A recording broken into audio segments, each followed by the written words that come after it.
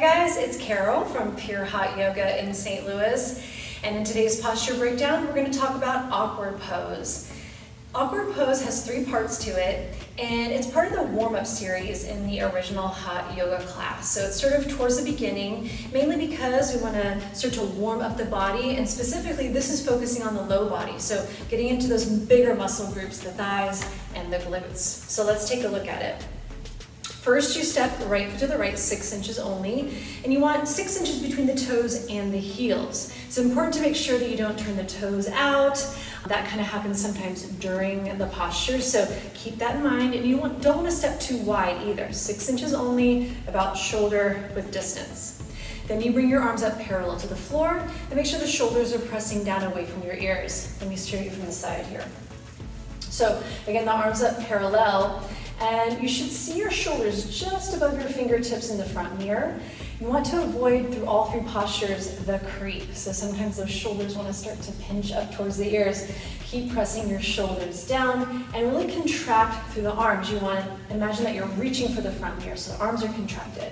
On this first part, you take an inhale, suck stomach in, and you sit into the chair behind you. 100% body weight is into your heels.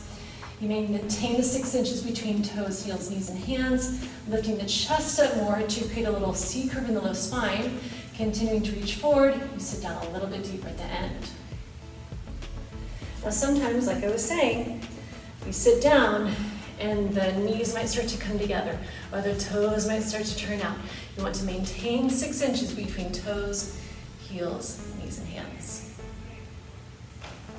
For second part, you come all the way up onto the toes. Think spine, chest, head, stretching up to the ceiling.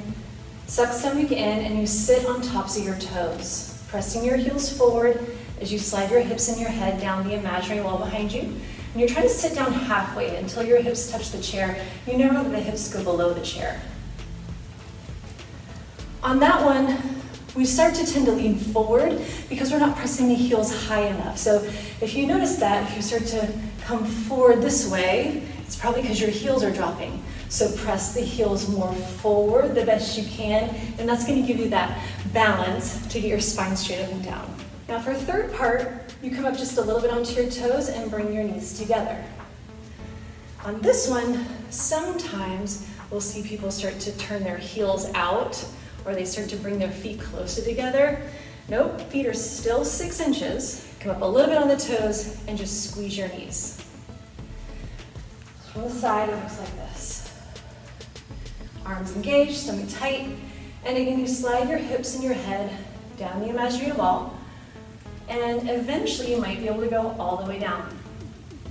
You want to hover about a ½ inch above your heels. So make sure you have this gap here. We don't want to sit all the way down into the heels. So knees together and forward to help lift the chest up, getting that space between the hips and heels. And then you slowly come up. Now you might not be able to go all the way down, and that's okay. And this one especially is important to listen to your knees. So maybe you come up a little bit on the toes, knees together, and in the beginning maybe you go a little bit down and a little bit more. Right, so you might be here, and that's okay. You listen to your knees. They're going to tell you how deep you can go. Please let us know if you have any questions. We'll see you soon.